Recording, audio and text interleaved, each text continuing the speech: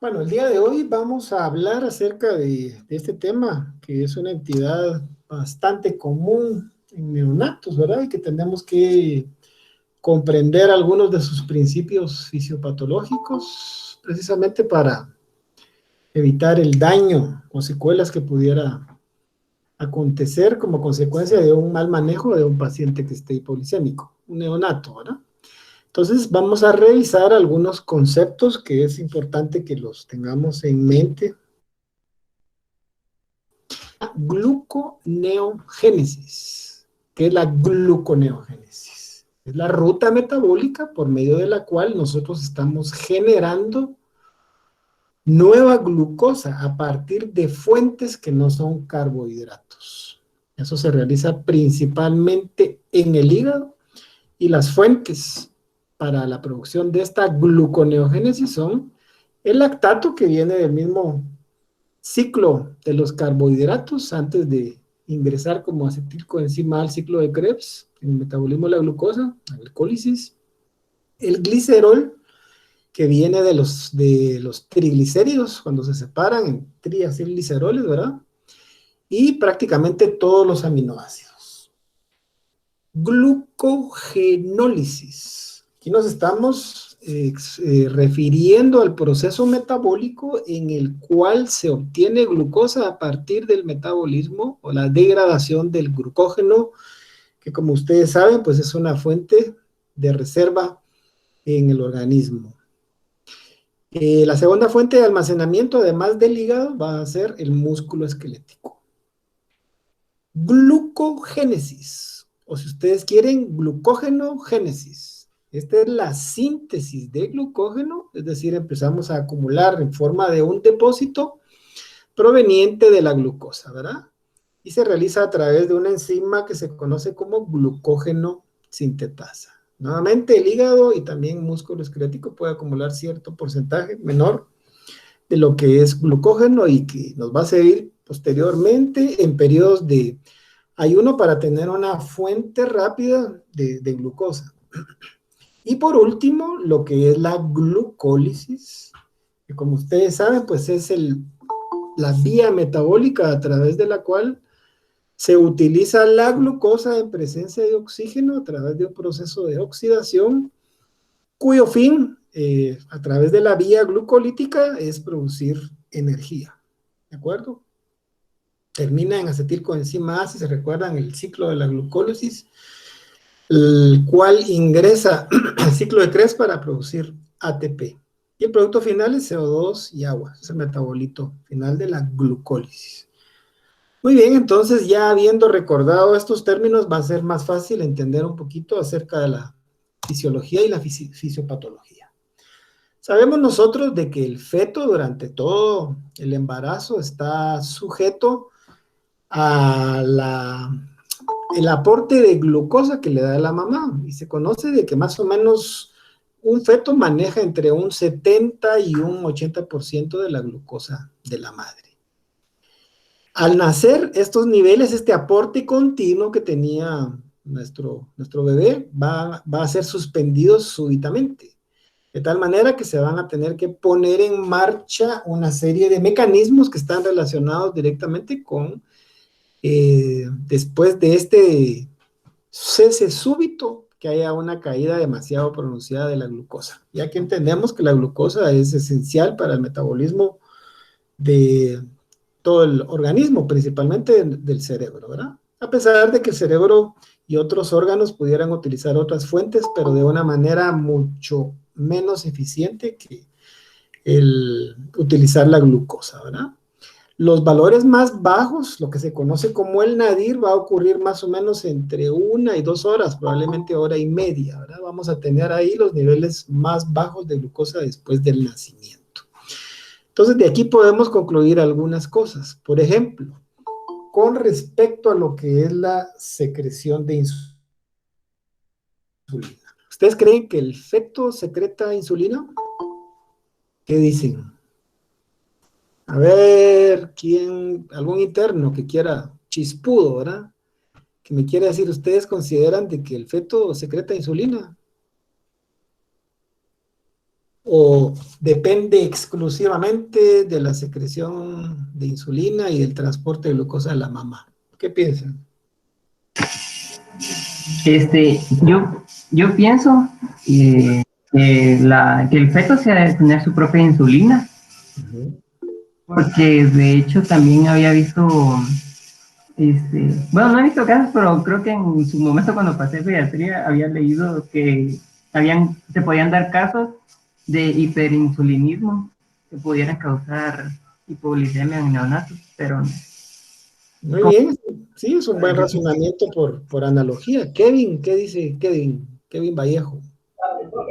Doctor, de hecho, si no estoy mal, como por ejemplo en las madres diabéticas, yo había leído que la insulina no es capaz de atravesar la circulación del feto, entonces por los altos niveles de glucosa que maneja, el feto debe tener su insulina para disminuirlos. Exactamente, digamos, esta es una condición patológica, o sea, es un error pensar de que el feto no secreta insulina, pero no le sirve para manejar los niveles de glucosa, eso es lo que tenemos que entender. O sea, la secreción fisiológica de insulina en el feto está derivada o dedicada exclusivamente a lo que es el crecimiento, siendo la insulina una hormona totalmente anabólica, ¿verdad? O sea, que está dedicada a lo que es acumulación de reservas y crecimiento. Eso se le conoce como anabolismo. En otras palabras, un feto sí puede estar sujeto a lo que mencionaban los compañeros, a niveles anormalmente elevados de glucosa, ¿verdad? Y manejar él también niveles elevados de glucosa. O sea, no sería suficiente la secreción, la cantidad de secreción de insulina que tuviera un feto para poder manejar, digamos, el hecho de que su mamá sea diabética, por ejemplo, y tenga descontrol y altos niveles de glucosa. Entonces, sí es casi como una variable constante, ¿verdad? Que los valores van a ser más o menos un 80% de los de la mamá, independientemente del valor que tenga la mamá, sea normoglicémica o hiperglicémica. De ahí, pues, vamos a ver que hay algunas consecuencias derivadas de esta exposición a valores elevados de glucosa. A mayor valor de glucosa también va a haber mayor secreción y tendencia a secretar insulina por el feto, lo que se conoce como hiperinsulinismo. Más o menos después de 3, 4 horas que ha ocurrido este nadir, pues ya se han puesto en marcha todos estos mecanismos que vamos a hablar y a detallar con tal de mantener los valores dentro de un rango que sea fisiológico, ¿verdad? Y podríamos decirte que a partir de esas 4 horas hasta el tercer día, un neonato puede manejar ya valores muy semejantes a los de un adulto, un poquito bajos, ¿verdad? Como de 60, 70 miligramos por decilitro, y después del tercer día, de una manera progresiva, y subiendo a los 80 que consideramos valor normal en un adulto, ¿verdad? Por supuesto que hay condiciones especiales, por ejemplo, los niños de bajo peso al nacer, los niños que tienen restricción del crecimiento y sobre todo los prematuros, estos valores y estas curvas van a ser de alguna manera menores. Existe realmente una controversia con respecto a lo que es el diagnóstico de hipoglicemia, precisamente porque en esas primeras horas los valores pueden ser bastante bajos y no necesariamente está relacionado, estoy hablando de las primeras 24 horas y particularmente las primeras 4 o 6 horas, ¿verdad? Y no está relacionado directamente con daño, ¿verdad? Aproximadamente el 10% de los bebés pueden tener valores de 30 o menos y todavía considerarse dentro de lo fisiológico, según los estudios que hizo Comlat hace muchos años. Bueno, entonces, en las primeras horas, estamos hablando de las primeras 4 horas, ¿de qué va a depender que se restauren los valores, que sean más bajos a los que está expuesto, pero que permita un aporte de glucosa al recién nacido? Va a depender de una serie de procesos metabólicos, dentro de los cuales el principal es la glucogenólisis. Eso quiere decir utilizar la fuente más rápida, más obvia, la que supuestamente está a mayor disposición, que son las reservas de glucógeno para transformarse en glucosa. Y por supuesto también el catabolismo de las grasas, ¿verdad? A través de la lipólisis, que está mediada por una descarga adrenérgica relacionada por el frío y el estrés del nacimiento. Pero es más importante, digamos, más rápido en este momento lo que es la glucogenólisis, ¿verdad? Las reservas de glucógeno se consumen rápidamente, ¿verdad? Y recordar de que si yo me encuentro en condiciones de relativa anaerobiosis, por ejemplo, un niño asfixiado, un niño que costó reanimarlo, o un niño que tiene un problema respiratorio importante con hipoxemia, también va a tener una dificultad para movilizar rápidamente ese glucógeno, que como decíamos, está principalmente en el hígado, pero también, por ejemplo, digamos, uno lo puede entender de esta manera: cuando ustedes hacen un turno prolongado y no hacen más que trabajar y tal vez beber un poquito de agua, pero no les da tiempo de comer, y a veces se le olvida a uno comer en los turnos, ¿verdad? Realmente después de 6, 8 horas, probablemente 10 horas, sus reservas de glucógeno van a estar en el nivel más bajo, porque han estado funcionando a expensas de glucógeno, ¿verdad? Después de esto, pues van a empezar a catabolizar su grasa, y por último, digamos, personas que están en inanición, en caquexia, también van a consumir su masa muscular. Entonces, miremos qué pasa con el glucógeno. Estábamos hablando hace un momento que, digamos, los niños prematuros, los que tienen bajo peso al nacer, o los que tienen restricción del crecimiento, van a tener más riesgo de hipoglicemia, ¿verdad? Serían uno de los grupos que producen hipoglicemia temprana, precisamente porque las reservas de glucógeno se van a empezar a acumular a partir de las 36 semanas. Si ustedes miran en esta gráfica, prácticamente entre la semana 25 y la semana 35, llegando al final, empezando la 36, no hay mayor acumulación de glucógeno, ¿verdad? En el hígado, aquí estamos hablando de carbohidratos hepáticos, básicamente estamos hablando de glucógeno. Y es a partir de las 36 semanas que empieza de una manera exponencial a acumularse ese glucógeno. ¿Se dan cuenta? Pues que un niño de 32 semanas o menor tiene mucho menos recursos con que enfrentarse a este desafío, que es que se le haya cesado súbitamente su aporte de glucosa.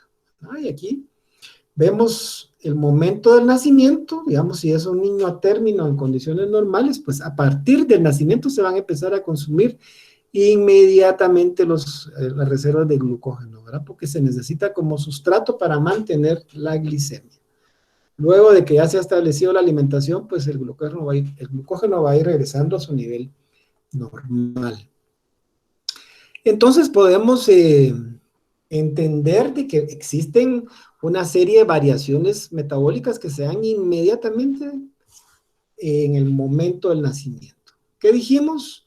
Que la glucosa cae en media, 2 horas. ¿Por qué? Porque hubo un cese súbito del aporte de glucosa por parte de la mamá. Como consecuencia, la respuesta fisiológica sería de que cayera también de una manera marcada, cosa que no sucede en muchos niños con hiperinsulinismo, como por ejemplo los que tienen hipoglicemia transitoria, en los cuales no se suprime la secreción de insulina. Entendamos bien por qué es que se suprime la secreción de insulina, porque el estímulo para que se libere insulina por parte del páncreas, las células beta, los islotes de Langerhans, va a ser los niveles de glucosa. Y si los niveles caen, pues la consecuencia que debiéramos de tener es que debiera haber una caída marcada en la secreción de insulina. Por otro lado, decíamos de que el estrés del parto, particularmente el cambio de temperatura, pero todo lo que es la transición, hace que se liberen pues una gran cantidad de catecolaminas que van a tener pues una subida súbita en las primeras horas para bajar, digamos, en el transcurso de las siguientes 24 horas. El glucagón es otra hormona que es importante que nosotros la entendamos y que realmente, como miraremos, juega un papel importante en mantener esos niveles de glucosa. Con la caída concomitante de la insulina, nosotros tenemos un incremento progresivo e importante en la secreción de glucagón, ¿verdad? Que también se secreta a nivel del páncreas. Nuevamente, mencionamos que como ha caído la glucosa, pues se tiene que hacer uso del glucógeno para tratar de elevar los niveles de glucosa. Entonces, los niveles de glucógeno van a caer hasta que empiece la alimentación, ¿de acuerdo? Y la presencia de ácidos grasos libres, pues al principio no van a estar tocados, pero en el momento que empiece la lipólisis mediada por las catecolaminas, pues, y digamos, en apoyo a tratar de mantener las fuentes energéticas en el recién nacido, pues vamos a empezar a encontrar ácidos grasos libres que se incrementan en las primeras horas después del nacimiento. Nosotros tenemos que entender de que hay una relación que va de la mano, que está directamente relacionada con los niveles de glucosa en cuanto a secreción de insulina. Por ejemplo, aquí podemos ver en el transcurso de 24 horas cómo sería la relación que hay entre glucosa e insulina. Cada uno de estos picos que están aquí marcados, digamos en azul y en Corinto, lo que nos están representando son periodos en los cuales se les ha alimentado a un sujeto. Como consecuencia de la alimentación, pues va a subir rápidamente la glucosa, pero secundariamente también va a haber una secreción aumentada de insulina, ¿verdad? O sea que tienen que ir de la mano, ¿ya? Y esto es precisamente porque la insulina va a ejercer una función primordial. A ver, pregunta para internos o R1. ¿Cuál es la principal función de la insulina? Ya mencioné yo de que es una hormona anabólica, pero exactamente ¿qué hace? A ver, ¿quién sabe? La insulina se une a los receptores en células para hacer más permeables las células a la glucosa. Pero el paso de glucosa al interior de la célula. Va a facilitar el paso de la glucosa dentro de las células, ¿verdad? Y aquí puede ser células de toda la economía, las únicas células que no necesitan de la insulina para introducir la glucosa son las del sistema nervioso central. De ahí todas van a utilizar este receptor, ¿verdad? A la insulina que va a favorecer de una manera facilitada el ingreso de la glucosa para ser utilizada inmediatamente a través de la glucólisis, o bien, pues se puede acumular, digamos, puede ser en los adipocitos que como es anabólica, pues también se convierta en grasa. Entonces miremos lo que pasa en el neonato. Aquí tenemos, digamos, los primeros 4 o 5 días, tercero, cuarto, quinto día, y miremos cómo varían los niveles de glucosa, ¿verdad? Lo que tenemos que entender es que es totalmente fisiológico ese nadir, ¿verdad? Que más o menos se sabe que en promedio, este es el estudio de Kornblatt que les decía, ¿verdad? El nadir, o sea, el punto más bajo que se da entre la primera y la segunda hora es de alrededor de 55 a 60. Pero entendamos que eso depende, como les dije, de la condición del bebé y que es normal encontrar en niños prematuros, ¿verdad? Valores hasta de 30 miligramos por decilitro, o sea, un nadir mucho más pronunciado. Cuanto más si el paciente tiene una condición patológica y desarrolla lo que se conoce como hipoglicemia transicional, que vamos a ver en un momento. Posteriormente, pues los niveles se van a ir estabilizando y como dijimos, después de 72 horas van a alcanzar más o menos los 80 miligramos que consideraríamos normal en un adulto. Entonces, hagamos un resumen. Se suprime la insulina y se libera hormonas contrarreguladoras de la insulina. El niño estaba en un estado de anabolismo, mientras que se encontraba en el útero. Estaba en un proceso de crecimiento, de acumulación de reservas. Ahora súbitamente se ve sometido a un proceso de catabolismo. Entonces se liberan una serie de hormonas que están relacionadas con el catabolismo y que por eso se les conoce como hormonas contrarreguladoras de la insulina, entre las cuales tenemos la hormona del crecimiento, el glucagón, ¿verdad? Que es el más importante contrarregulador de la insulina, las catecolaminas, que ya explicamos por qué, y algunas otras como la hormona, la ACTH, y por supuesto el cortisol. Como decía, pues el glucagón va a ser la principal hormona que va a ayudar a contrarregular, digamos, los efectos de la insulina.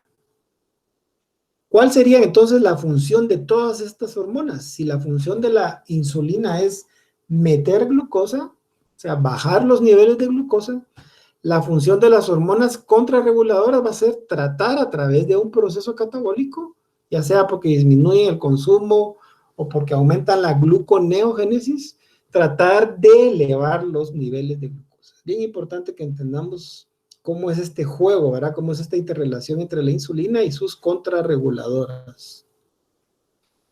Entonces, si fuéramos, digamos, a ver con más detalle la fisiología de estos fenómenos, entenderíamos, por ejemplo, que cuando empieza a caer el nivel de glucosa, digamos que aquí teníamos 100 miligramos por decilitro antes del nacimiento, y cuando empieza a caer la insulina en condiciones normales, y aún pasa en niños mayores y en adultos, ¿verdad? Cuando va, digamos, el nivel de glucosa por 80, 85, ya no se produce más insulina, ¿ya? Ojo, esto es importante para entender la hipoglicemia transitoria del neonato, porque parece que no se suprime la secreción de insulina, aunque los niveles bajen aún de 55 miligramos, ¿verdad? Sigue produciéndose insulina.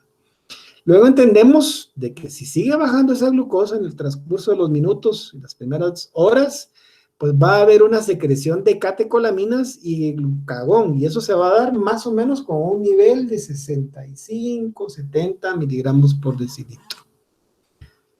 Y si siguen bajando los niveles, pues ya vamos a entrar en un estrés, y se liberan entonces las hormonas contrarreguladoras que estábamos mencionando, secundarias, siendo glucagón y epinefrina las primarias, llamémosle así, por lo de la lipólisis que les decía y lo de la glucogenólisis, como sería el cortisol, hormona de crecimiento. Ya para este momento, ¿verdad? Cuando ya andamos por alrededor de los 65 miligramos, 60, 65, ya vamos a empezar a tener síntomas de hipoglicemia, ¿verdad? Los síntomas neurogénicos. El paciente va a estar agitado, va a estar tremoroso, ya va a estar con un llanto irritable, etcétera, ¿verdad? Y si siguen bajando los niveles, pues ya vamos a tener signos y síntomas característicos de afección, de deprivación de glucosa en el sistema nervioso central, también conocidos como signos neuroglicopénicos, ¿verdad? Que es por la deficiencia de glucosa a nivel del sistema nervioso central, por debajo de los 50 miligramos. ¿De acuerdo? Obviamente, por eso es de que en adultos y en niños mayores se toma 50 como el punto de corte para decir, a partir de acá ya hay afección del sistema nervioso central, entonces tenemos que intervenir de alguna manera. En neonatos no están así, por lo que decíamos de esa gran variabilidad, lo que sería la respuesta fisiológica en las primeras horas, podría ser valores menores y el paciente estar asintomático. Al final, lo que tenemos que entender es de que es un juego, ¿verdad? En el cual, pues, están interviniendo lo que es la insulina y el glucagón en un proceso de interregulación mutua, ¿verdad? Derivando, digamos, de que de la insulina vamos a tener lipogénesis, que sería anabolismo, y glucogénesis, ¿verdad? O sea, la formación de glucógeno a partir de glucosa, ¿verdad? Y el glucagón, por el contrario, nos va a producir una glucogenólisis, ¿de acuerdo? Ese es el mecanismo principal de acción del glucagón. A veces existe la confusión. ¿Qué es la función del glucagón? ¿Es más glucogenólisis o gluconeogénesis? Esto sí es pregunta para R3 o para residente fellow de neonatología. A ver, ¿quién me quiere contestar eso? Vamos a ver. A ver, Angélica. ¿Estás ahí, Angélica? No está. Sí, doctor. A ver, ¿qué piensas tú que es más importante como función del glucagón? ¿Glucogenólisis o la gluconeogénesis? ¿Glucogenólisis o gluconeogénesis?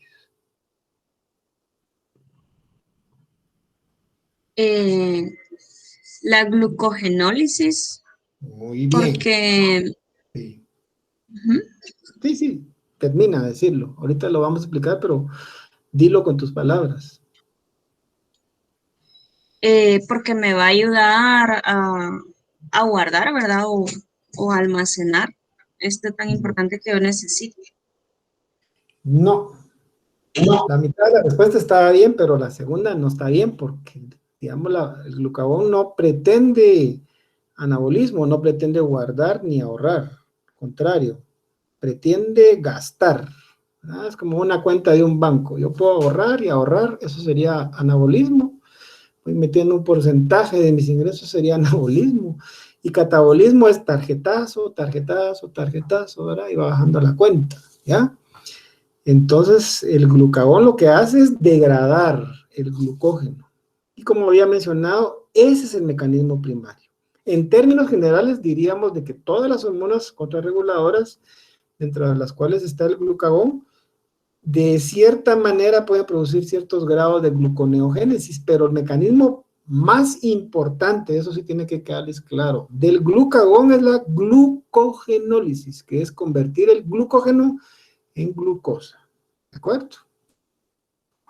Y aquí está, pues, digamos, el proceso de la glucogenólisis, ¿verdad?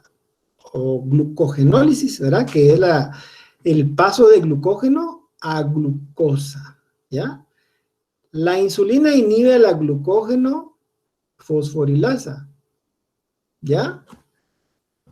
Y el glucagón, digamos, no actúa sobre la glucógeno sintetasa. Entonces vamos a tener un paso de glucógeno a glucosa 6-fosfato y a través de la glucosa 6-fosfatasa hacia glucosa, ¿ya?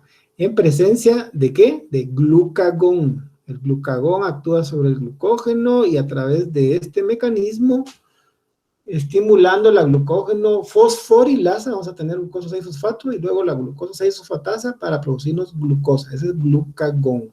La insulina inhibe este proceso, por lo tanto lo que hace es acumular por estimular la glucógeno sintetasa. Ahora estimula la glucógeno sintetasa para producir de glucosa glucógeno. Entendámoslo de esta manera. ¿Ok? Al final tenemos una serie de procesos metabólicos que lo que derivan es de que se traten de elevar esos niveles de glucosa, ¿verdad? Cuando nosotros comemos, pues vamos a tener un aporte de glucosa que en condiciones normales se va a utilizar como la principal fuente de energía, ¿verdad? Se va a dar la vía glucolítica, ustedes saben la glucólisis, ¿verdad? Aquí dice glucólisis, la vía glucolítica, que al final lo que persigue es producir ATP, ¿ya? Entramos a glucosa 6-fosfato, glucosa 1,6-difosfato, etcétera, ¿verdad? Fosfenol piruvato, acetato, lactato, ¿verdad? Pero al final llegamos a acetilcoenzima A, esa sería la vía glucolítica. La acetilcoenzima A va a entrar al ciclo de Krebs para producirnos, ¿qué? ATP. Por eso decimos que es la principal fuente de energía, la glucosa, ¿verdad?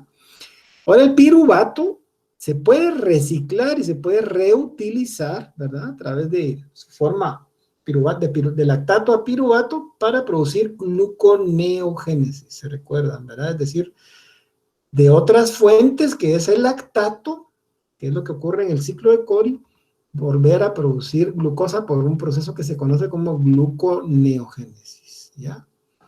Por supuesto que también podemos llegar a la vía del acetilcoenzima A por el metabolismo de los lípidos, ¿verdad? Donde se liberan ácidos grasos libres y glicerol para entrar al ciclo de Krebs también, ¿verdad? Y la acetilcoenzima A pues también podría producir, ser una fuente para la lipogénesis.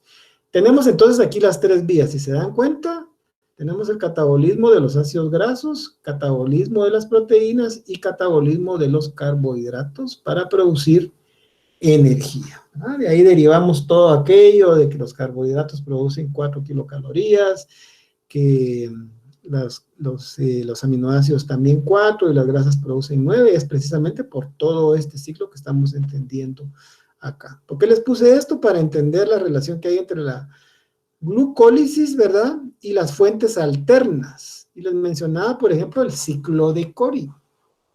¿Qué es el ciclo de Cori?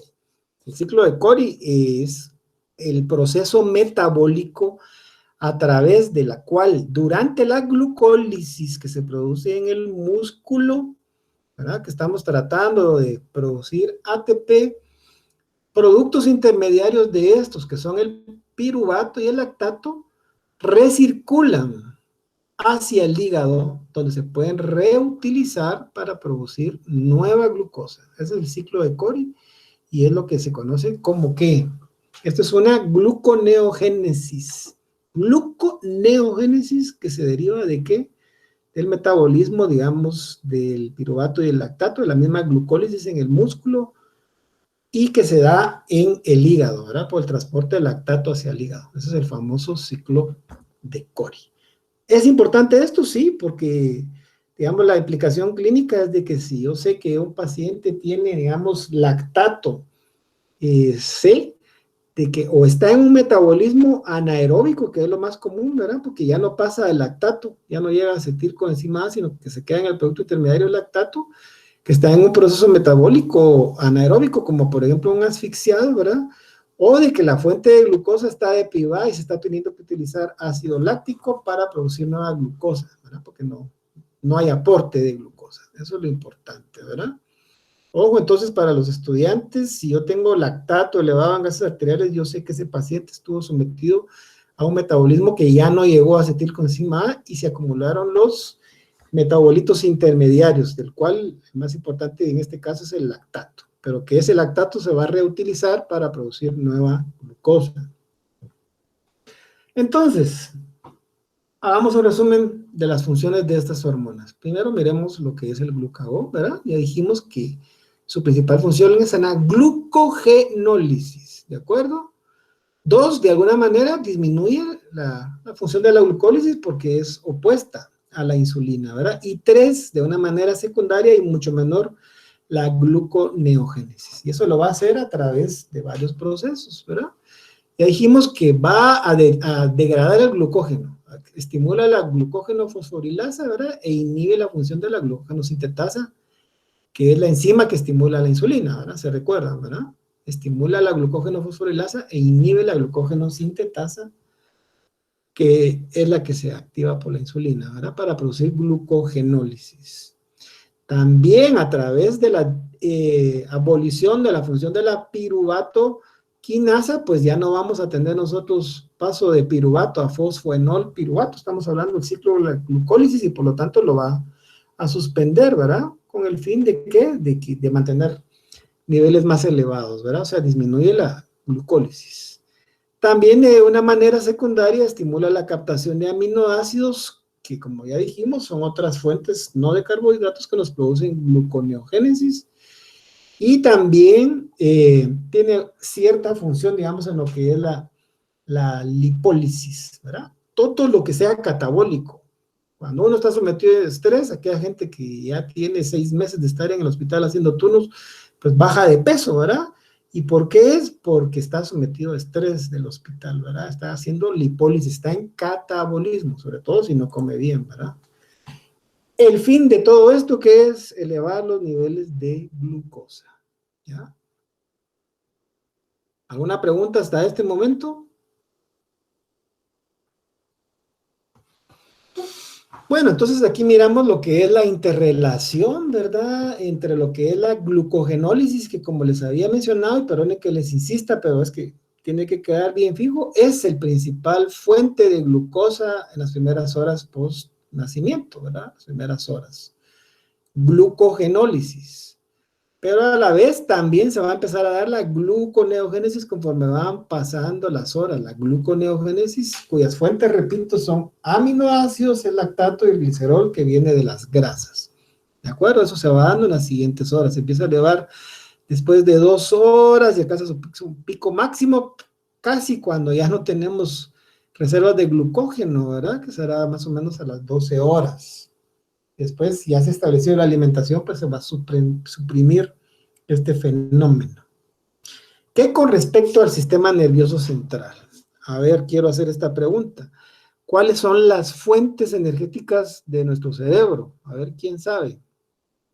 A ver, Samuel. Samuel. ¿Cuáles son los sustratos que utilizan nuestras neuronas como fuente de energía? Además de oxígeno, obviamente, pero... Sí, doctor. Bueno, primordialmente, bueno, la glucosa, que sería la primordial, ¿verdad? Sí, Pero aparte de eso, ay, creo que mi cámara está fallando. sí. Y aparte de eso, pues sí podría utilizar algunos otros, como el lactato también, doctor. Ujú. Eh, Y Creo que mi principalmente... conexión no está bien. Sí. Ok, muy bien. ¿Y cuál otro más? O sea, en orden sería primero glucosa, pero si no hay glucosa, nos vamos a ¿qué? A cuerpos cetónicos, ¿de acuerdo? El cerebro sí puede funcionar con cuerpos cetónicos, ¿de acuerdo? El lactato será un terciario, ¿verdad? Pero ¿estos de dónde se derivan? A ver, ¿quién me dice de dónde vienen los cuerpos cetónicos? Beta hidroxibutirato, acetoacetato, ¿de dónde vienen? A ver, ¿quién levantó la mano? No veo quién la levanta. ¿Quién es Tania? Yo, Tania. Sí, Tania. de la lipólisis, de los ácidos grasos libres. ¿Verdad? ¿Se dan cuenta cómo va de la mano toda la fisiología? Porque se depriva de glucosa porque no hay aporte. El estrés que deriva en liberación de catecolaminas y digamos, el frío también, lo que van a hacer es utilizar estos cuerpos cetónicos, esta lipólisis para darnos una fuente de cuerpos cetónicos que el cerebro pueda seguir utilizando cuando los niveles de glucosa están muy bajos. Así es, y el lactato que ya vimos de dónde viene. ¿Ok? Lo que tenemos que entender ya para hablar de hipoglicemia es de que, digamos, es muy diferente el consumo que tiene un adulto a un recién nacido a término, y más si es un prematuro. Y esto está dado, ¿por qué? Por la tasa metabólica, pero sobre todo por la relación cabeza-resto del cuerpo. Digamos, en un adulto la cabeza corresponde a la octava parte, mientras que en un recién nacido es la cuarta parte, es decir, proporcionalmente lo que es la masa encefálica es mucho mayor y demanda metabólicamente mucho mayores valores de glucosa. Por eso la tasa de producción de glucosa de manera fisiológica es más alta en un niño a término que en un adulto. Y en un niño prematuro aún más alta que en un niño a término, ¿verdad? Pero es por esta demanda metabólica debido a su sistema nervioso central en relación a su peso, a su volumen, a su masa, si lo llamamos así, ¿verdad? Bueno, entonces ya explicamos un poquito de la fisiología, espero que haya quedado entendido a qué nos estábamos refiriendo, ¿verdad? Con las vías metabólicas. Ahora miremos un poquito de las definiciones. Siempre ha existido controversia, ¿verdad? Ya desde hace muchísimos años, en el año 94, derivado de estudio de Pagliaria, ajá. Se consideraba que hipoglicemia era un valor menor o igual a 40 miligramos por decilitro. Sin embargo, por lo que les he estado mencionando, estudios posteriores demostraron que pacientes en esas primeras horas podían tener valores aún más bajos, bastante más bajos, y no necesariamente tener ni signos ni secuelas cuando se les daba un seguimiento a ese paciente, ¿verdad? Y eso ¿de qué depende? Del consumo que tienen, de las otras fuentes que se pueden utilizar, ¿verdad? Y del metabolismo que se está dando en las primeras horas, los cambios metabólicos, ¿de acuerdo? Por ejemplo, la Organización Mundial de la Salud la define como cualquier valor menor de 47 miligramos por decilitro. Si yo le pregunto a un endocrinólogo, me va a decir cualquier valor por debajo de 50, porque ahí empiezan los signos neurogénicos, ¿verdad? Neuroglucopénicos, ¿verdad? Entonces eso quiere decir de que ya está afectado el sistema nervioso por un valor menor de 50. Y la Academia Americana de Pediatría, que, digamos, tal vez es la que más nos interesa, digamos, en una posición no exacta a la de la Sociedad de Endocrinología Pediátrica, nos da ciertos valores que creo que son las que debiéramos de utilizar nosotros como referencia, ¿verdad? Cualquier valor menor de 47 miligramos para la Academia Americana es hipoglicemia. Y para la Sociedad de Endocrinología Pediátrica Americana, cualquier valor menor de 60, ¿ya? pero esto está más enfocado en después de las 24 horas, o sea, menor de 50, las primeras 24 horas, hasta las 48 horas y menor de 60 si hay riesgo de un trastorno congénito, ¿verdad? Ellos no se quieren ir por debajo de 60, si por ejemplo es un hijo de diabética, o si tiene trastorno, restricción del crecimiento, o tiene alguna enfermedad que pudiera, un asfixiado, por ejemplo, ¿verdad? La Sociedad de Endocrinología Pediátrica no quiere bajar de 60, ¿de acuerdo? Miremos entonces cuál es la propuesta de tamizaje, comparando lo que es la Academia Americana de Pediatría y la Sociedad de Endocrinología Pediátrica. La Academia Americana de Pediatría dice que si el paciente está asintomático, ¿ya? Pues nosotros vamos a hacer el screening en las primeras 4 horas de vida y vamos a tratar de mantener los valores de glucosa arriba de 40 miligramos por decilitro, ¿verdad? Previo alimentación. Luego de 4 horas, entendiendo ese nadir y esa elevación, pues los valores no debieran bajar y debiéramos de tratar de mantenerlos arriba de 45 miligramos por decilitro, ¿verdad? Ahora bien, si el paciente desarrolla síntomas en esas primeras 24 horas, acuérdense que la Academia Americana está enfocada en las primeras 24 horas, el paciente está tremoroso, está con llanto agudo, está haciendo pausas de apnea, o convulsiona, obviamente pues si tiene síntomas ya neuroglucopénicos, debíamos de tratarlo y considerar hipoglicemia a todo valor que esté por debajo de 40 miligramos. Con síntomas, 40 sería hipoglicemia, ¿eh? Con síntomas, ¿verdad? Por supuesto. Los síntomas pues van gradándose en intensidad dependiendo de qué tan bajo sea el valor, ¿verdad? Y lo que les decía que los endocrinólogos, pues ellos dicen que nos enfoquemos más en las 48 horas y lo que ellos quieren es descartar esa hipoglicemia transicional que puede ser fisiológica y enfocarse más en patologías específicas que nos van a dar lo que es la hipoglicemia persistente, ¿verdad? Y para descartar eso, pues entonces se enfocan en más de 24 horas. Una hipoglicemia transicional de más de 24, 48 horas ya no cae en esa categoría, ¿verdad? Ya hay que buscar una causa específica, ¿verdad? Entonces ellos refieren mantener valores arriba de 50 ya en las primeras 48 horas de vida, ¿verdad? Después de 48, arriba de 60, como los estaba diciendo, ¿verdad? Pero si el paciente tiene un factor de riesgo, ¿verdad? Entonces se recomienda mantenerlo arriba de 70. Bueno, de aquí podemos derivar de que sí existe, digamos, el riesgo teórico de sobretratar a algunos pacientes que tal vez no necesiten esos valores, pero ellos en lo que se enfocan es en tratar de descartar todas esas hipoglicemias transitorias que estábamos mencionando, ¿ok?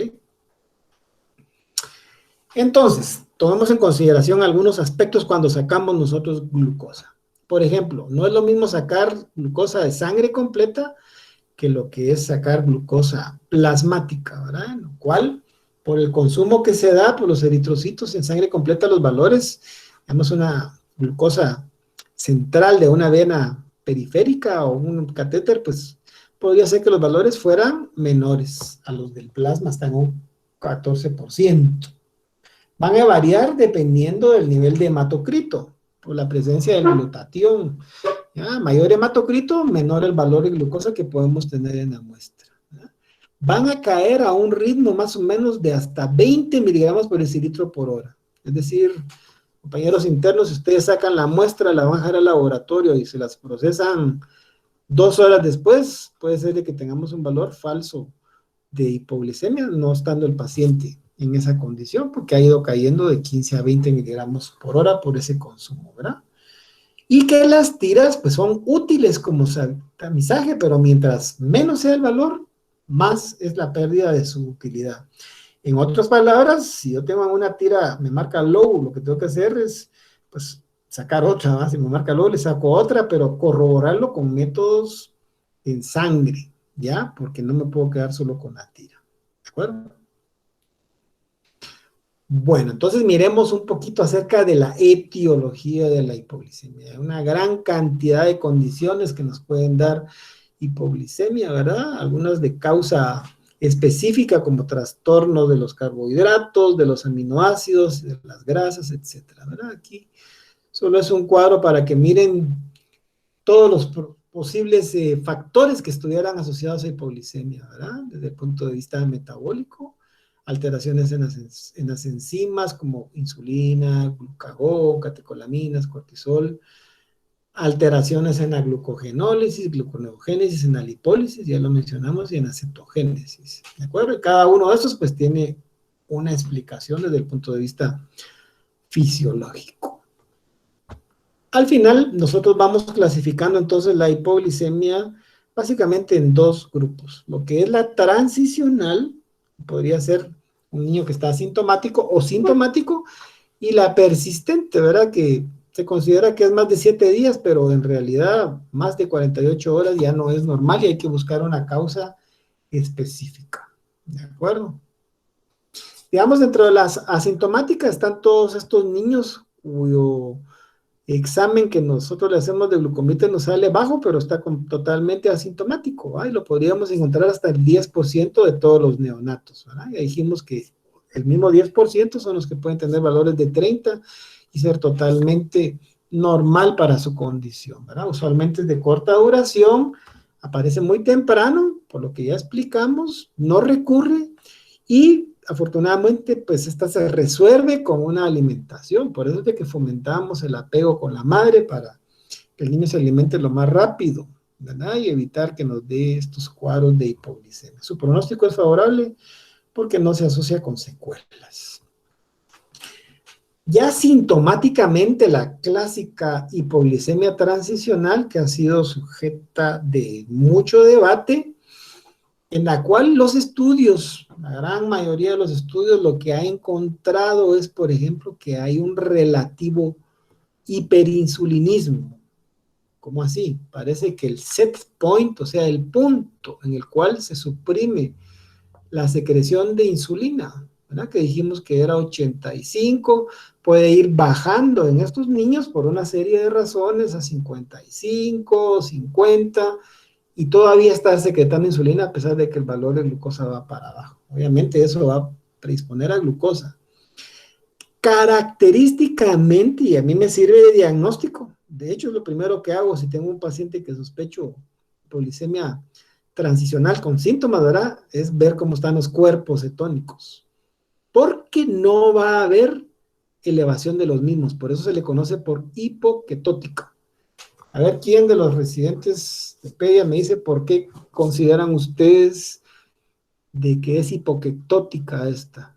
Según lo que leímos en el artículo. A ver.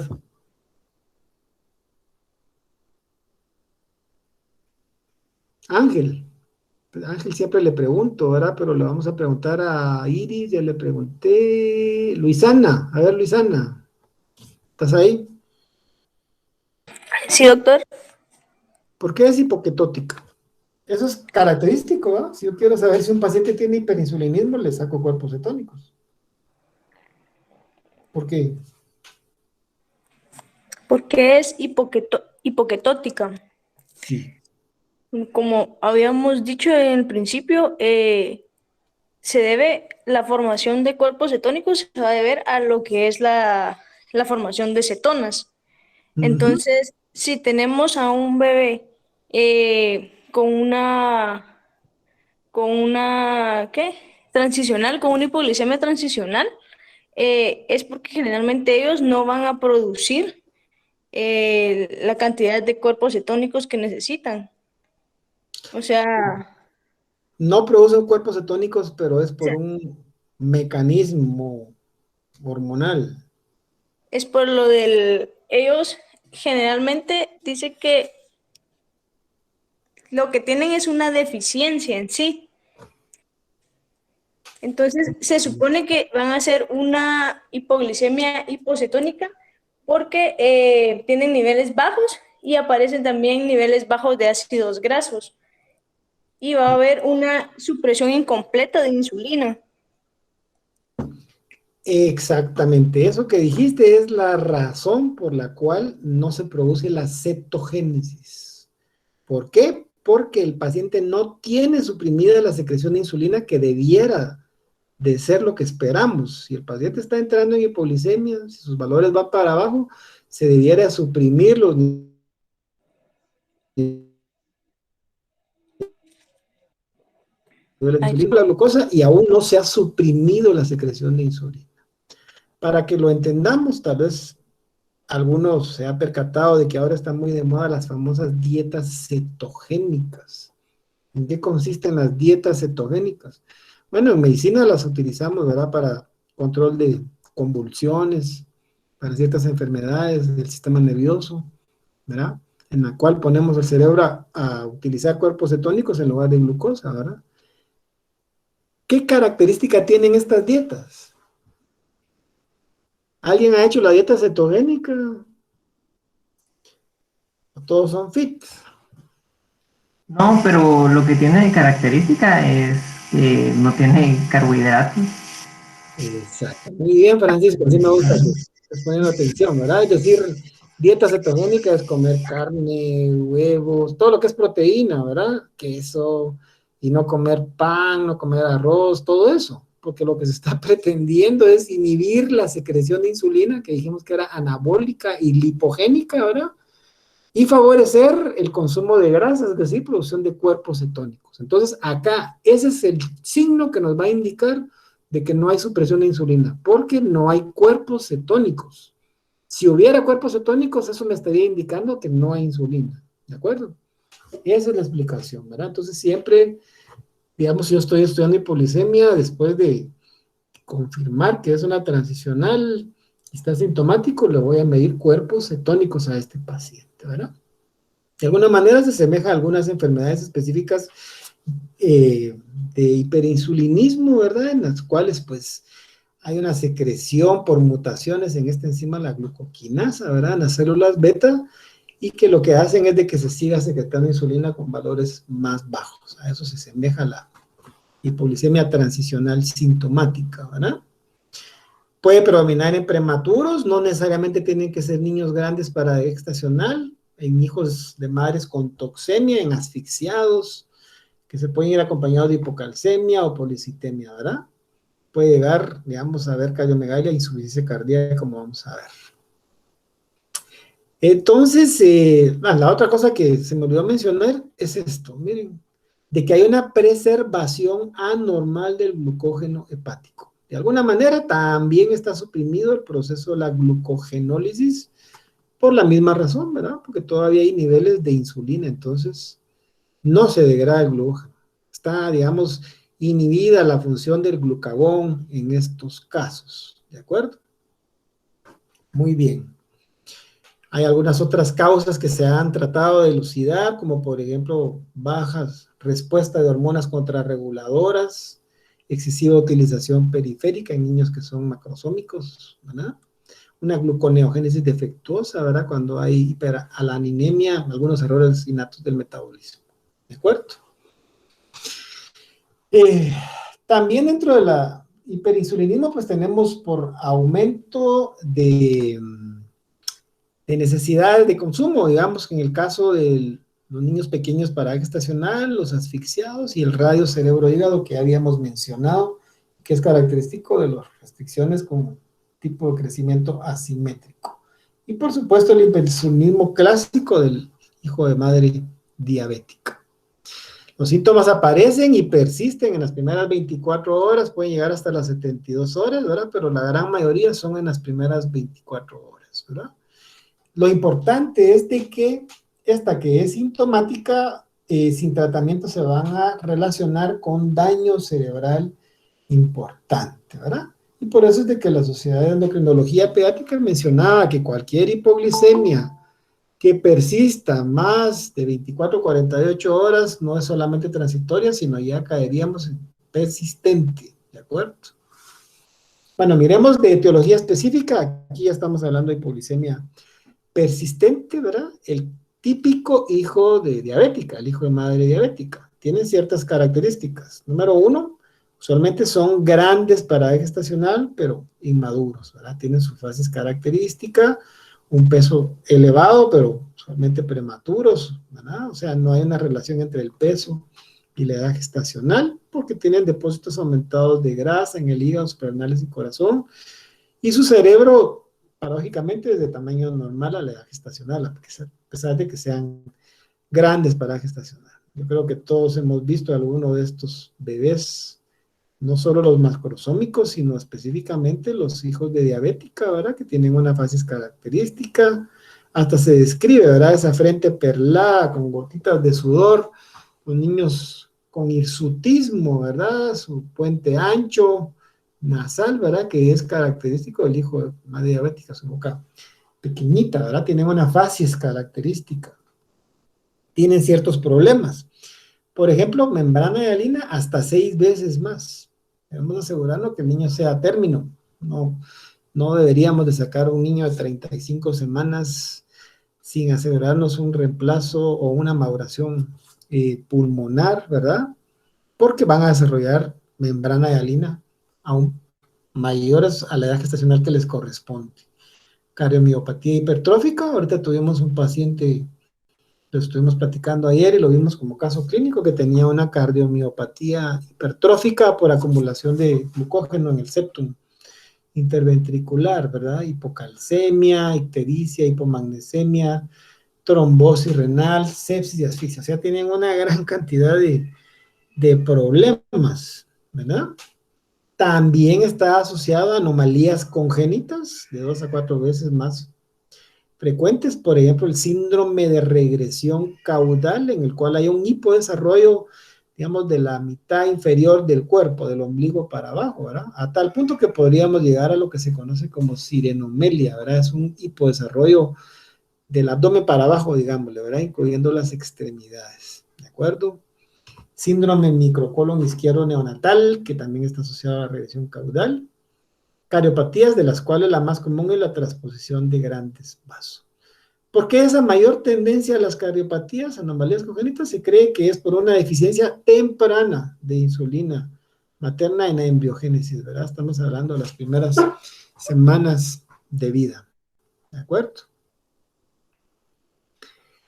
Tenemos una serie entonces de manifestaciones, no las voy a leer todas, pero si se dan cuenta tenemos afección del sistema nervioso central, circulación, gastrointestinal, ¿verdad? Atresia duodenal, lo que hablábamos la semana pasada, microcolon, atresia anorrectal, urogenital, ¿verdad? Agenesia renal, por ejemplo, quistes, hipospadias, una gran cantidad de anomalías. Es la importancia del control prenatal en las madres que son diabéticas, su diagnóstico temprano, ¿verdad? Citus inverso, microoftalmía, coloboma, etcétera, etcétera, etcétera.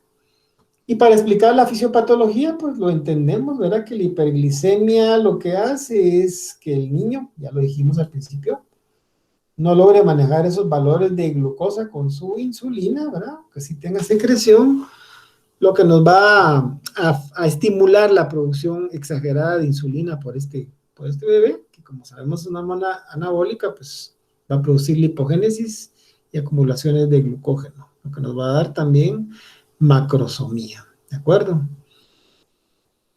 El hiperinsulinismo, en el momento en que el niño nace, pues cesa ese aporte de glucosa junto con la macrosomía y, digamos, una hiporrespuesta a las hormonas contrarreguladoras, nos va a dar como consecuencia una hipoglicemia que característicamente es bien temprana, es una hipoglicemia temprana que se va a manifestar en estos bebés. Aquí lo vemos de otra manera, ¿verdad?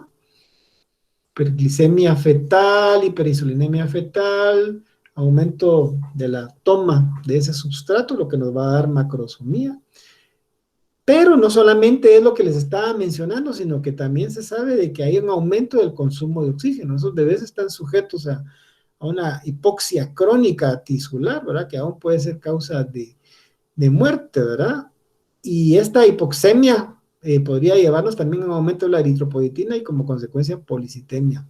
Es que esos niños también son policitémicos por este mecanismo, ¿verdad? La hipoxemia llevarnos a muerte. Y también a lo que mencionábamos, una mayor predisposición a padecer de enfermedad de membrana hialina, pero que veremos a continuación.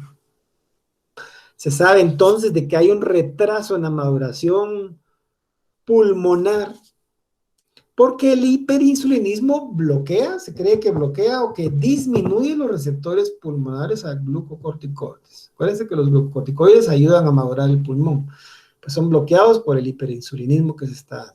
Ese sería un mecanismo. 2 es por una inhibición enzimática, particularmente de la colina fosfatocitiltransferasa, pero no solamente es una, sino varias que tienen que ver con la síntesis de los fosfolípidos de surfactante, particularmente la fosfatidilcolina y fosfatidilglicerol, ¿ya? Por inhibición enzimática, sería el segundo mecanismo. Y el tercero es porque disminuye la disponibilidad de glucosa, ¿verdad? Al estimular la síntesis de glucógeno, o sea, que se acumule e inhibir la glucogenólisis en la síntesis de fosfolípidos. O sea, no solamente es enzimático, sino también en la disposición de los fosfolípidos, ¿verdad? No se pueden producir por la acción de la insulina. ¿De acuerdo?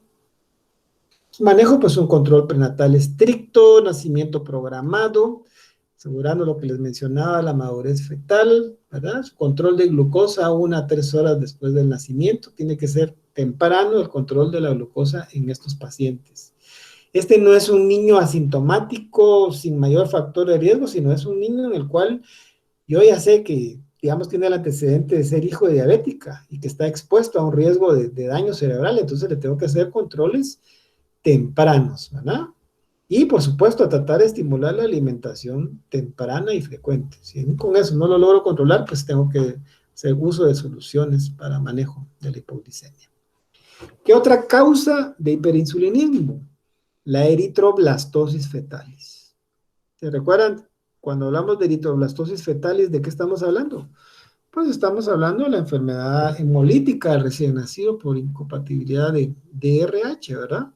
Hay una inactivación de la insulina por la enzima glutatión reductasa. Esa enzima se libera porque hay, digamos, destrucción de los eritrocitos y es una enzima que se encuentra dentro del eritrocito. Van a ir a inactivar a la insulina, ¿verdad? Eso me va a dar hiperinsulinismo por hiperplasia de los islotes de Langerhans como mecanismo secundario de compensación, ¿verdad? Y proliferación de las células alfa y beta. Muy bien. Pasemos a otra enfermedad que nos puede dar hiperinsulinismo, el síndrome de Bewitt-Whitman, ¿verdad? Miren este bebé, una facies muy característica, ¿verdad? Una lengua protruyente, ¿verdad? Tienen macroglosia, algunos tienen restricción, otros pueden tener hemihipertrofia, o sea, un lado del cuerpo más chiquito que el otro, ¿verdad? Hernia umbilical muy característico, la presencia de onfalocelia, ¿verdad? No se nos debe ir en un niño con onfalocelia. Acuérdense que está asociado a anomalías, 60%. Semihipertrofia, sobrecrecimiento somático, pueden ser también macrosómicos y no solamente restringidos, ¿verdad? Retraso mental. Este más se cree que es secundario a los bajos niveles de glucosa que tienen, ¿verdad? Y se transmite de una forma autosómica dominante por estos genes que ven aquí, que no están implicados, ¿verdad? Es de muy difícil control. Su incidencia es muy baja, pero ocasionalmente podrán tener la oportunidad de haber un síndrome de Bewitt, que no se les vaya, ¿verdad? Bewitt. La nesidioblastosis, pues esto es una hiperplasia que puede ser localizada o difusa en todo el tejido pancreático de los islotes. Es como un tumor benigno productor de insulina, ¿verdad? Eso sí nos va a dar una hipoglicemia intratable, está asociado con daño neurológico muy importante y cuyo tratamiento al final pues va a ser una pancreatectomía porque es de difícil control esa hipoglicemia, ¿verdad? Es muy importante que pensemos en hipoglicemia persistente en nesidioblastosis también, ¿verdad? Muy bien, entonces hagamos un resumen de las causas de hipoglicemia neonatal por, digamos, por mecanismo de acción, por falta de reservas, prematuros, pequeños para gestacional, restricción, asfixiados, la policitemia por consumo, hiperinsulinismo, por ejemplo, hijo de diabética, Bewitt-Whitman, ¿verdad? Síndrome de Soto, hiperinsulinismo congénito, que ya mencionamos un poquito de eso. Deficiencia, panhipopituarismo, ¿verdad? O deficiencia de hormona de crecimiento, síndrome de Turner, síndrome de Costello. Hay muchas causas, si se dan cuenta, ¿verdad? Deficiencia de cortisol, también otra vez el hipopituitarismo, ¿verdad? Síndrome de Costello, hiperplasia adrenal, es la misma. ¿Sí? No, esta es deficiencia de hormona de crecimiento y esta es de cortisol. Y los errores innatos de metabolismo, que es tema para los fellow, ¿verdad? Que tienen que empezar a dominar. Anomalías en el metabolismo, anormalidades en el metabolismo de los aminoácidos, del glucógeno, ¿verdad? Las glucogenosis, la glucosa y de los ácidos grasos. Todas las fuentes de energía, si se dan cuenta, ¿verdad? Por ejemplo, las aminoacidopatías, por ejemplo, la enfermedad de Jarabe de Arce, las glucogenosis, enfermedad de depósito de glucógeno, particularmente en el hígado, ¿verdad? A nivel de la glucosa, como por ejemplo la intolerancia a la fructosa, aquí iría galactosemia, esa no es aquí en ácidos grasos, sino que es también un error en el metabolismo de la glucosa, la galactosemia, iría aquí junto con la intolerancia a la fructosa, ¿verdad? Pero enfermedades de alteración de los ácidos grasos, el metabolismo de los ácidos grasos, y tenemos varias enzimas, ¿verdad? Que están relacionadas con la misma, ¿verdad? Lo vamos a ver con más detalle el próximo mes. Bueno, entonces, dentro de los estudios que tengo que hacer en un paciente que está hipoglicémico, ya dijimos, voy a sacar cuerpos cetónicos. Cuerpos cetónicos, pues tal vez unos gases arteriales antes, ¿verdad? Y yo quiero saber si el paciente está hipoglicémico, si además tiene acidosis o si no tiene acidosis. Si el paciente está hipoglicémico y acidótico, pues primero ver si es una acidosis láctica, ¿verdad? Pues ahí definitivamente lo que hay es una deficiencia enzimática de las hormonas gluconeogénicas, ¿verdad? Se está utilizando entonces el lactato, ¿ya? Se está elevando, ¿verdad? Mientras que si lo que encontramos son cetonas elevadas, acidosis e hipoglicemia, pues entonces ahí pienso yo en glucogenosis, deficiencia de hormona de crecimiento, de cortisol. Ahora bien, si el paciente no está acidótico, ¿verdad? Que muchos de los casos de hiperinsulinismo por eso se van a caracterizar. Miren, paciente hipoglicémico, sin acidosis, hipoketóticos, ¿se recuerdan que lo mencionamos, verdad? Y los ácidos grasos libres están bajos también. Pues obviamente, por lo que ya explicamos, lo que el paciente va a tener va a ser hiperinsulinismo, ¿verdad? Puede haber una respuesta al glucagón. Este cuadro, pues, no es necesario que uno se lo aprenda, pero sí tenerlo ahí presente, ¿verdad? En un lugar accesible para, si no lo quieren tener en la mente, donde no ocupa espacio, ¿verdad? Pero sí tener una idea de lo que es lo que vamos a hacer. Por ejemplo, si el paciente está hipoglicémico sin acidosis, tampoco están elevados las cetonas. Ya dijimos que aquí solo habían dos posibilidades, pero están elevados los ácidos grasos. Lo que tenemos es un defecto en la oxidación de ácidos grasos, ¿ya? Cuando ya están investigando errores innatos del metabolismo, esto es lo que tienen que recordar, ¿verdad? Que ambas van a ser hipoketóticas sin acidosis en caso de hipoglicemia. Pero la presencia de ácidos grasos elevados me orienta a mí a un efecto en oxidación de los ácidos grasos. ¿Alguna pregunta? Muy bien, este cuadro se mira muy complejo, pero es básicamente un resumen de lo que estábamos hablando en la diapositiva anterior. Yo ya confirmé hipoglicemia que es persistente, ¿verdad? Entonces, además del pH, lo que voy a ir a buscar, ¿qué fue lo que les dije? Cetonas. Y aquí solo hay dos mecanismos, que sea hipoketótica, mido beta hidroxibutirato, o que sea con cetonas elevadas. Lamentablemente nosotros no tenemos esa capacidad de medir beta hidroxibutirato, pero sí podemos tener idea de cómo están las cetonas, por ejemplo, en orina, ¿verdad? Por ejemplo, si yo tengo las cetonas bajas y cuerpos reductores en orina, pues lo que tengo es una galactosemia, ¿verdad? Es un error, el metabolismo de los carbohidratos, particularmente una galactosemia, ¿ya? Si es hipoketótica, dijimos con los ácidos grasos libres, es lo mismo que les había mencionado anteriormente, ¿verdad? Ya le hice su curva de insulina. Si los ácidos grasos libres están elevados, que es un error en la oxidación de los ácidos grasos. Y por otro lado, pues si está elevada la insulina y los ácidos grasos libres con hipoketosis, Lo que tengo es un hiperinsulinismo, ¿de acuerdo? Y aquí pues hay otras causas, ¿verdad? Cuando la insulina está, cuando los ácidos grasos están elevados, ¿de acuerdo? Bueno, para no aburrirlos vamos a ir más a la clínica, ¿verdad? Que vamos a tener un paciente apático, letárgico, sudando, tremoroso, puede hacerme crisis de apnea, cianosis, puede llegar a las convulsiones o coma, ¿verdad? Una alimentación pobre podría ser también una única manifestación, por ejemplo, ¿verdad? Básicamente, entonces, nosotros vamos a tratar de dividir por lo que mencionábamos en ese cuadrito donde estaban las respuestas a los valores de glucosa, si son síntomas o son signos neurogénicos o neuroglicopénicos, ¿ya? Porque eso me está hablando de que la intensidad de la hipoglicemia a la que está expuesto el bebé. Si el paciente está sudoroso, pálido, con inestabilidad de la temperatura e irritable, yo pienso que es síntoma por descarga adrenérgica, neurogénica, ¿verdad? También puede estar con hambre, con temblores, con taquicardia, con vómitos. Todo esto es neurogénico. Más, si lo que tiene el paciente ya son crisis de apnea, ya en lugar de estar irritable está hipotónico, convulsiona o llega a coma, yo ya sé que su nivel de glucosa está más bajo y lo que tiene son signos neuroglicopénicos, ¿verdad? Ahí hay una afección del sistema nervioso. ¿De acuerdo?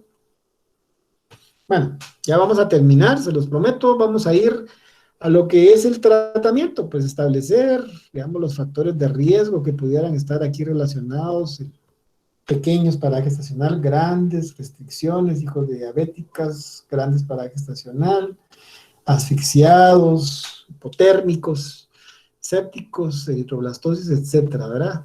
Factores de riesgo asociados.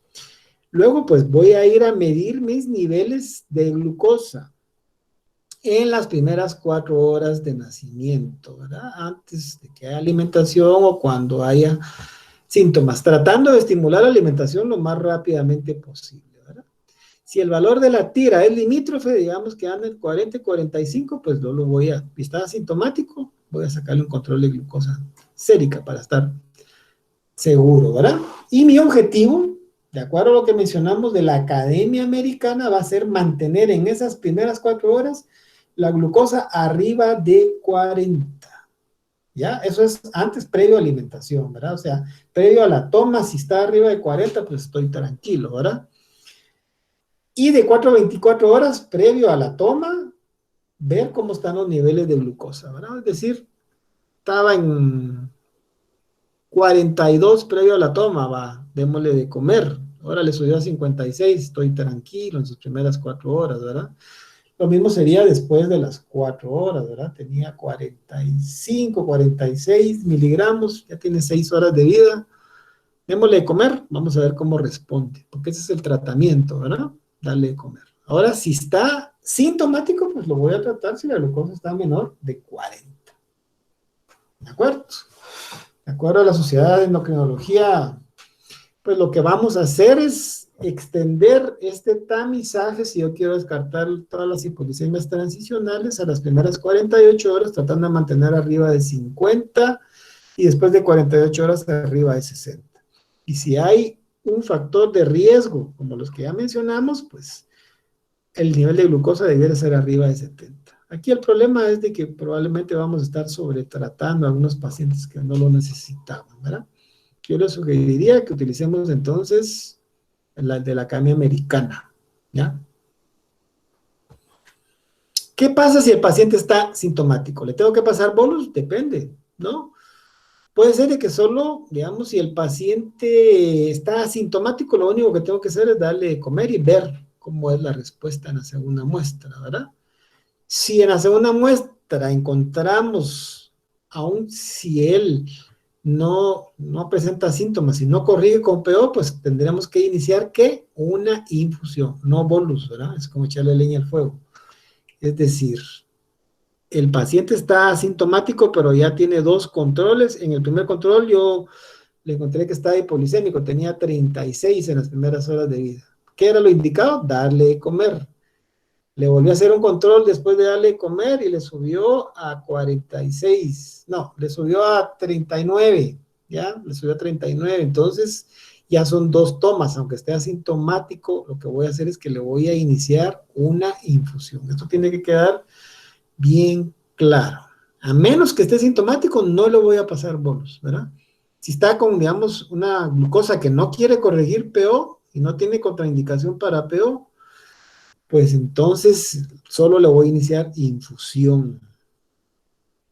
Si está sintomático, por el contrario, sintomático, ¿verdad? Está tremoroso, o tuvo una convulsión, está haciendo apneas, etcétera, pues entonces ahí sí, tratamiento de emergencia.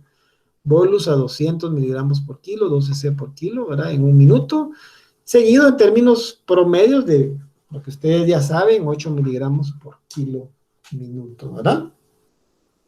Que son más o menos 4.8 cc por kilo día, lo que serían 115 si utilizaran dextrosa al 10, pero si le tienen restringidos los líquidos al paciente, pues ya saben cómo se hace la mezcla, ¿verdad? El objetivo es mantener niveles de mayores de 45, como dijimos, en la Academia Americana después de las 4 horas y mayores de 50 o 60 después de 48 horas, según sea la condición. Más o menos vamos ajustando de 2 en 2 cada 4 horas hasta estabilización, ¿ya? Ojo, que aquí a veces se comete ese error también. El paciente persiste hipoglicémico, pero está asintomático, es decir, después de haberle pasado el bolus y haberle dejado la infusión glicémico, digamos, a las 4 horas. No le tengo que pasar otro bolus, lo que tengo que hacer es subirle la infusión, ¿ya? Sobre todo si es hiperinsulinismo, porque es solo estimular la secreción de insulina. Espero que esto quede, digamos, bastante claro, ¿verdad? Que yo solo voy a pasar bolus si tengo síntomas. Si está hipoglicémico aún con solución, lo que hago es subir el nivel de infusión de la glucosa. ¿Ok? Por supuesto, si la condición me lo permite, darle una alimentación concomitante, que eso es lo más fisiológico, ¿verdad? Y poco a poco le vamos subiendo de 2 en 2 y sigue la recurrencia, ¿verdad? Si yo requiero más de un 12%, pues voy a utilizar la vía central. Esto es como un chivito, ya lo sabemos, ¿verdad? Solución dextrosa al 10 a 80 cc por kilo me va a dar 5.5 miligramos por kilo minuto. Eso ya lo tengo que tener en la mente, ¿verdad? Si la usara a 70, pues me va a dar 4.8, ¿verdad? Y si lo uso a 60, me va a dar 4.1. La diferencia es de 0.7 entre cada una. Digamos que a los pacientes les iniciamos normalmente 80 cc por kilo, ¿verdad? Si no hay una contraindicación, yo le estoy dando 5.5, ¿ya? Si quiero hacer una mezcla y darle 8, pues ya se sabe cómo se tiene que hacer, ¿verdad? Por ejemplo, si me lo permitieran las soluciones, podría seguir subiendo los líquidos dependiendo de la edad del paciente, ¿verdad? Hasta 115, que me daría 8 miligramos, pero a algunos niños no se les puede manejar altos volúmenes, entonces tengo que hacer mezclas, ¿verdad? De esto, pues ustedes ya recibieron una clase que me recuerdo que muy buena, que dio Alejandra, ¿verdad? Y básicamente lo que vamos a hacer es utilizar nuestra fórmula, ¿verdad? El aporte de glucosa que queremos, microgramos por kilo minuto por peso, gramos, ¿verdad? Miligramos de aquí, por kilo minuto, por el peso por 1.44, ¿verdad? Y pues ya vamos a hacer la mezcla recordando este chivito que tenemos aquí, ¿verdad? 100 ml de dextrosa aportan 5 gramos. 100 ml de dextrosa al 10%, 10 gramos, al 30%, 30 y al 50%, 50. Y ahí hacen ustedes su mezcla complementando con agua destilada. ¿De acuerdo? Cuando ya se ha estabilizado el paciente, pues podemos empezar la disminución después de un periodo prudencial de observación de 2 en 2 también, ¿verdad? Cada 6 a 12 horas. Pues el uso de hidrocortisona, que ya ahora ya se ha vuelto controversial, ¿verdad? Si el paciente requiriera más de 12, podría considerar yo la hidrocortisona, entendiendo que para hiperinsulinismo, por su mecanismo de acción no está indicado, cada vez está más en desuso, ¿verdad? El utilizar hidrocortisona, pero habrán otras condiciones en las cuales tendré que hacer uso de la misma, ¿verdad? Si yo requiero más de 12 miligramos, ¿de acuerdo? La dosis es de 10 miligramos por kilo dividido 2, cada 12, ¿verdad? Y sus efectos va a actuar a nivel de incrementar la gluconeogénesis, reducir la utilización de periférica y aumentar el efecto del glucagón. ¿Qué otros medicamentos tenemos? ¿Verdad? Bueno, la hidrocortisona lo va a utilizar al menos 48 horas hasta que se haya normalizado y luego de haber retirado la infusión de glucosa. ¿Ya? Usualmente son 5 a 7 días. Puedo utilizar diazóxido. Ojo que el diazóxido es un hipotensor, ¿verdad? Es una tiazida no diurética que suprime la liberación de insulina. Pacientes ya de difícil manejo, que uno no los tiene que manejar solo, sino acompañado de un endocrinólogo, pero sí recordar que existe la posibilidad de usar diazóxido o epinefrina, ¿verdad? Cada vez más contraindicado por el riesgo de aumento del lactato, ¿verdad?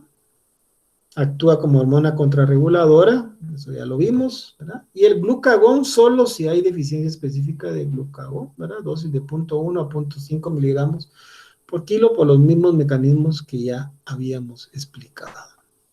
Hay otras terapias, por ejemplo, el ocreótido funciona semejante a las hormonas contrarreguladoras e inhibiendo la secreción de insulina.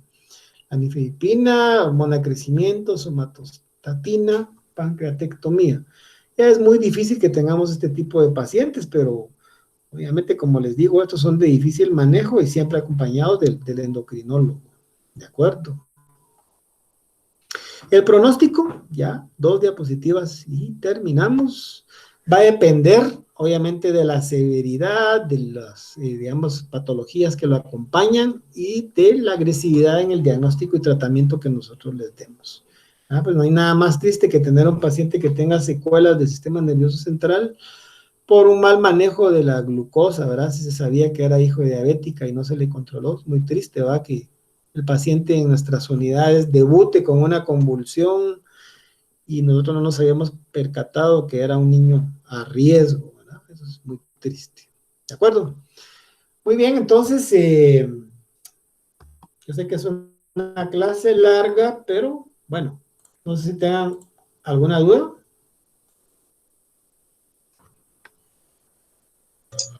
Eso, después de esa clase tan muy bien explicada que nos dio el doctor, por qué la importancia de hacer un buen monitoreo en los turnos y después de que ingresamos a un niño, es lo que le hemos explicado siempre a los residentes en las entregas de guardia, que no solamente es ingresar a un hijo de madre diabética y dejarlo ahí, sino que hay que estar haciendo controles de glucómetro por todo lo que el doctor nos acaba de explicar, ¿verdad? Entonces, puede ser que requieran mayores aportes de glicemia o que podamos disminuir los aportes de glicemia, pero eso no lo vamos a saber si no hacemos un monitoreo. Entonces, de hecho, incluso hay hasta unos machotes de hojas para control de glicemia que están en los servicios, donde ponemos hora, el glucómetro y el aporte de glucosa que tiene, que lo vamos a hacer depende de la hipoglicemia del paciente, que puede ser cada hora, cada 2 horas, cada 4 horas, va a depender del estado del paciente. Entonces, es bien importante que tenemos internos acá en esta clase, ¿verdad? Que no es solo como sacar el chance y decir, voy a hacer el glucómetro, sino que es sumamente importante porque podemos tener un niño hipoglicémico, ¿verdad? Y no darnos cuenta. Entonces, por eso es bien, bien importante. Incluso algunas veces lo que hemos hecho es poner alarmas en los teléfonos para las horas de los glucómetros, para que no se nos pase por alto. Y podamos manejar que podemos empezar el turno con un niño con un aporte en 12 y podemos terminar el turno con un aporte en 6, en 5 y podemos progresar a ese niño al día siguiente y egresarse, ¿verdad? Pero si lo dejamos, no hacemos los glucómetros, lo dejamos con aporte en 12, atrasamos el tratamiento del bebé. Así es, yo creo que es parte del manejo que todo pediatra, neonatólogo y el interno, pues es el brazo derecho ahí, ¿verdad? Para que no se nos pasen estos pacientes. Muy bien, ¿algún comentario, Fernando, Angélica, alguno de los, Samuel? ¿Alguna duda que tengan? Si tienen bien claro eso de la infusión y el bolus, que es bien importante, ¿verdad? ¿O cuándo le hago la prueba? Bueno. Sí, doctor, tal vez es... Muy bien. Muy bien. Vale. ¿Un comentario, Alejandra? Lo importante, ¿verdad?, del monitoreo de estos pacientes, sobre todo los signos clínicos, ¿verdad?, que podemos encontrar en estos niños, y la importancia sobre todo de que sepan identificar, ¿verdad?, en qué pacientes son los que sí vamos a dar, sobre todo un tratamiento sintomático, ¿verdad?, sobre todo en los policémicos con síntomas, y cómo manejar, ¿verdad?, a estos niños. Idealmente, que tienen que saber que en las etapas iniciales van a presentar ese policemia, ¿verdad?, ese NADIR, pero que siempre hay que estar atentos, ¿verdad?, aunque saben de que va a disminuir los niveles de glucosa, a la alimentación del paciente, al aporte que le están dando, ¿verdad?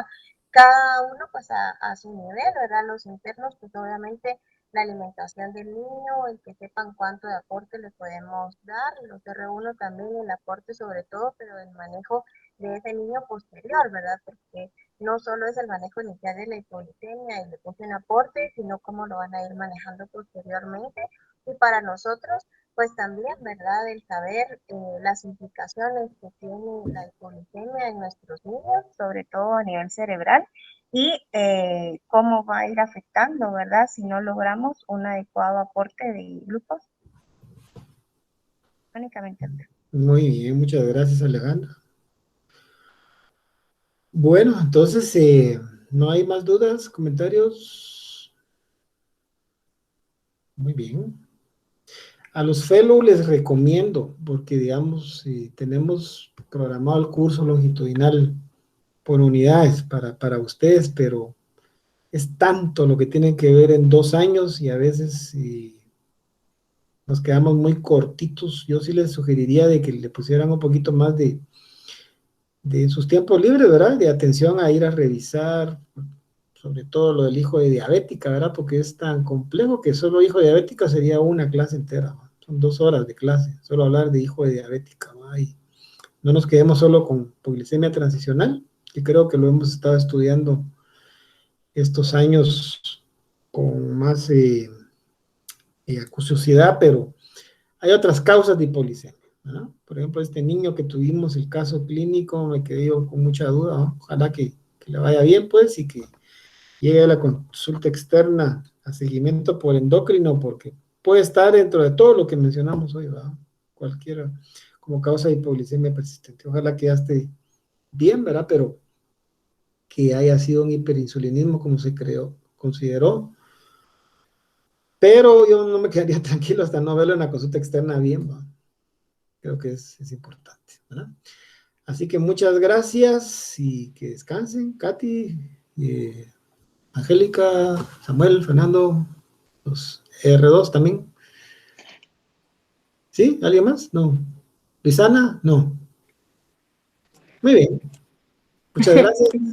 Que descansen. Excelente, doctor. Adiós. Buenas noches. Yes, doctor. Buenas noches. Noche.